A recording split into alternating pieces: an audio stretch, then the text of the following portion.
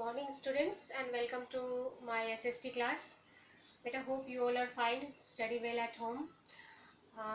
बेटा पिछले वीडियो में मैंने आपको वाटर चैप्टर शुरू किया था। वाटर चैप्टर बताना शुरू किया था कि धरती पर कितने हिस्से में पानी है ये बताया था, और दो तरह के वाटर बताए थे मैंने, 2 टाइप्स ऑफ वाटर बताया था, saline water and fresh water, और इनकी क्वांटिटीज भी बताई थी कि धरती के कितने हिस्से पर स्लाइन वाटर यानी खारा पानी है और कितने हिस्से पर फ्रेश वाटर यानी कि मीठा पानी है जो हम यूज़ करते हैं। मीठा पानी हम पीते हैं, जिंदा रहते हैं, और खारा पानी जो है वो हम पी नहीं सकते, उसको नमक बनाने में यूज़ किया जाता है, और भी बहुत सारे यूजेस हैं उसके, फैक्ट्रीज में यूज़ की जाती हैं, उसका इस्तेमाल होता है। तो ओशन के बारे में, वाटर के बारे में मैंने इतनी सारी बातें बताई थी। आज हम ओशन पढ़ेंगे। ओशन जो है एक ह्यूज वाटर बॉडी है। Oceans are huge water body having saline water, है ना। एक बहुत ही बड़ा विशालकाय पानी का स्रोत है जिसमें खारा पानी होता है, और ये नमक बनाने के ज़्यादा इस्तेमाल आता है। हम इसको पी नहीं सकते क्योंकि ये टेस्ट में नमकीन लगता है, तो इसलिए हम इसको पी नहीं सकते। और मोस्ट इम्पॉर्टेंट बात ये होती है ओशन के बारे में कि oceans are widely used in waterways transportation, मतलब जल मार्ग के लिए बहुत ज़्यादा पूरे वर्ल्ड में यूज़ किया जाता है। जो ओशन है उसको, उसका इस्तेमाल ज़्यादा से ज़्यादा यातायात के लिए किया जाता है। एक कॉन्टिनेंट से दूसरे कॉन्टिनेंट में, एक कंट्री से दूसरी कंट्री में व्यापार करने के लिए, ट्रेड करने के लिए जो है वाटरवेज का इस्तेमाल किया जाता है, जो ओशन के थ्रू होता है। तो इस वजह से ओशन जो है वो बहुत ज़्यादा इम्पॉर्टेंट है। तो अभी देखिए कि क्या क्या है ओशन के अंदर। ओशन में आपको पता है कि दुनिया में 4 ओशन होते हैं। इम्पॉर्टेंट जो है, मोस्ट इम्पॉर्टेंट, वो 4 टाइप ऑफ ओशंस है। 4 ओशन है। पैसिफिक यानी प्रशांत महासागर, जो दुनिया का सबसे बड़ा ओशन है और सबसे गहरा भी है ना। दुनिया का सबसे ज्यादा गहराई वाला पॉइंट यहीं पर है, मरीना ट्रेंच जिसका नाम है, और ये दुनिया का सबसे बड़ा ओशन है। फिर एटलांटिक ओशन, जो दुनिया का सबसे बिजिएस्ट ओशन है, सबसे ज्यादा व्यापार यहीं पर होता है, इसी ओशन के थ्रू होता है, और हमेशा इस ओशन में कार्गोज, शिप्स और टैंकर्स और ये सारी चीजें चलती रहती है, मतलब सबसे ज्यादा बिजी यातायात के मामले में एटलांटिक ओशन है। फिर इंडियन ओशन है जो हमारी कंट्री के नाम पर है। उसके बाद आर्कटिक ओशन है जो फ्रोजन है, मतलब जमा हुआ है। यहाँ का पानी जो है वो ज्यादातर फ्रीज रहता है, मतलब जमा रहता है। इतनी ज्यादा टेम्परेचर कम है यहाँ पर, इतना ज्यादा ठंडा है कि पानी जम जाता है।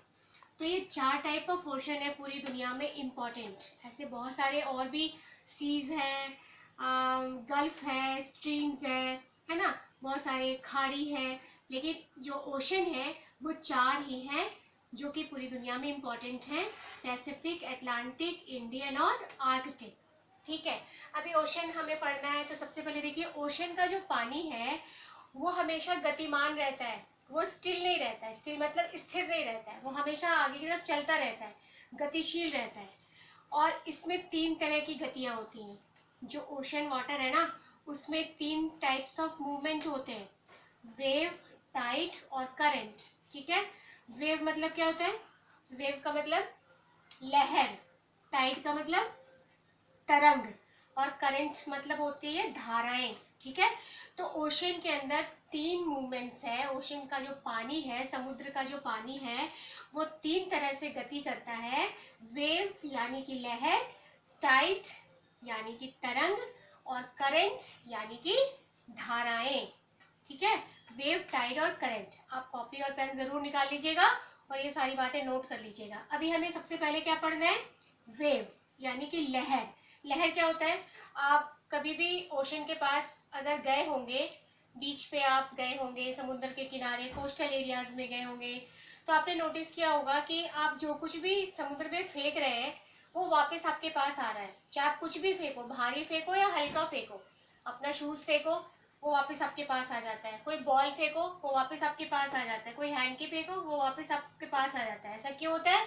क्योंकि लहरें जो हैं वो आगे पीछे होती रहती है, वो आना जाना करती रहती है, कोस्टल एरियाज को टच करती है, फिर समुद्र में चली जाती है, फिर लहर आती है, अपने शोर को टच करती है, यानी किनारे को, तट को टच करती है, और वापस फिर दोबारा से चली जाती है। तो ये आना जाना जो है अल्टरनेट चलता रहता है, इसी को हम वेव कहते हैं, इसी को हम लहर कहते हैं। अभी देखिए लहर का क्या डेफिनेशन है, सारे बच्चे उतार लेंगे। When the water on the ocean surface, when the water on the ocean surface rises and falls alternately is called wave। यानी कि समुद्री सतह पर जब पानी जो है ऊपर और नीचे, मतलब ऊपर नीचे, राइज मतलब ऊपर उठना और फॉल्स मतलब गिर जाना, ऊपर नीचे होता रहता है अल्टरनेट तौर पर। एक बार ऊपर होता है फिर नीचे गिरता है, फिर ऊपर होता है फिर नीचे गिरता है। इस तरह से जो इनकी गति होती है ओशन वाटर की, समुद्र के पानी की, उसको हम क्या कहते हैं, उसको हम लहर कहते हैं। ठीक है, तो लहर क्या हुआ, when the water on the ocean surface rises and falls alternate is called wave। ठीक है, अब आप इसको उतार लेंगे कि वेव किसे कहते हैं। वेव के बाद हम पढ़ेंगे सुनामी।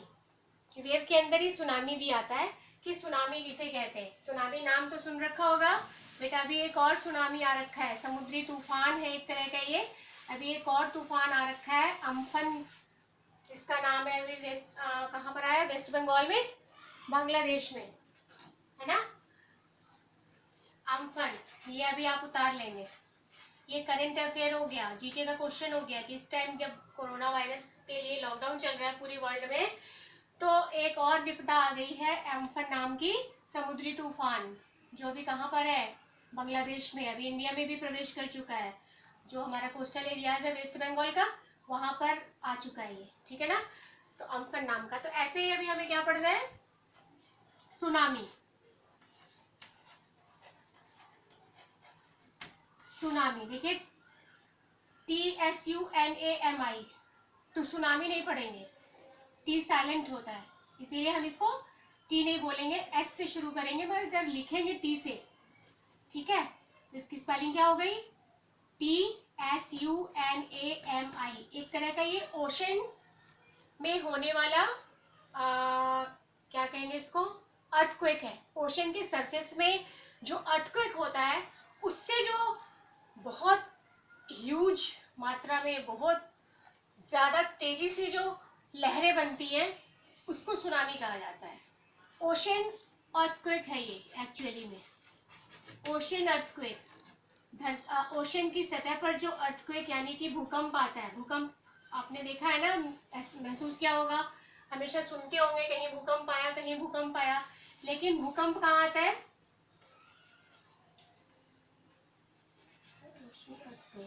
भूकंप हमेशा हम देखते हैं धरती पर आती है ना, हिल जाती है धरती, कभी क्रैक पड़ जाता है, कभी बहुत नुकसान होता है, फिर रिक्टर स्केल पर हम उसको मापते हैं। तो ज्यादातर हमने ये देखा है कि अर्थ के सरफेस पे भूकंप आता है, लेकिन समुद्र के सतह पर भी भूकंप आता है, और उसकी वजह से जितनी भी तबाही होती है, तूफान आता है, समुद्री तूफान, लहरें बड़ी बड़ी, लपटें बड़ी बड़ी, उसको सुनामी कहा जाता है। ठीक है, तो ये समुद्री अर्थक्वेक है, समुद्री भूकंप है ये। सुनामी क्या है, समुद्री भूकंप। ठीक है, अभी हम सुनामी के बारे में और आपको बताएंगे कि सुनामी किसे कहते हैं। अभी आप इसको उतारेंगे कि सुनामी क्या है, स्पेलिंग TSUNAMI, ओशन अर्थक्वेक यानी कि समुद्री भूकंप, जो समुद्र की सतह में उठने वाला भूकंप होता है। ठीक है,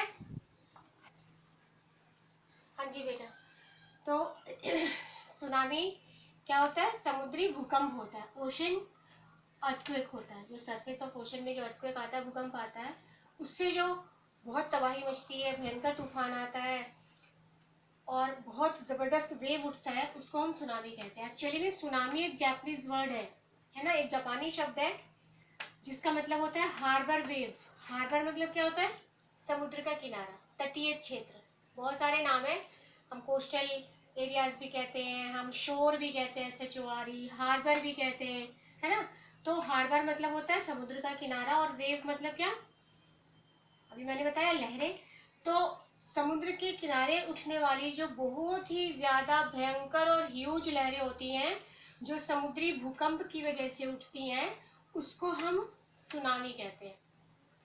बात आ रही है समझ में, हार्बर वेव होता है एक तरह से सुनामी, जो समुद्री तट पर समुद्री भूकंप के होने की वजह से उठता है। और ये बहुत ज़्यादा हानिकारक और डेंजरस होता है। इसकी स्पीड, इसकी गति इतनी तेज़ होती है कि ये काफ़ी दूर दूर तक के गांव को भी अपनी लहरों के अंदर समेट लेता है। तो बहुत ज़्यादा हानिकारक माना जाता है सुनामी को।